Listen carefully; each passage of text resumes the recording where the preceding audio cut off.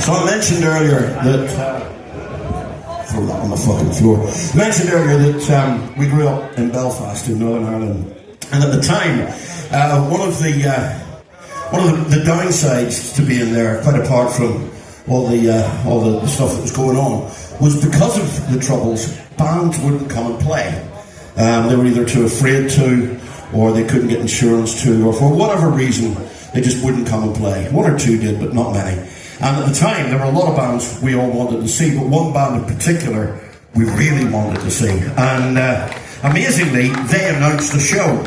And we were like, you're fucking kidding. So we all went and bought tickets and got down there on the night of the gig to be met at the door of the venue at about 6:30 in the evening by this guy in a suit and a bow tie, basically telling us that the show was off, the band couldn't get insurance, and we should all just go home. So, it being Belfast in the 1970s, we rioted, because that seemed like the thing to do.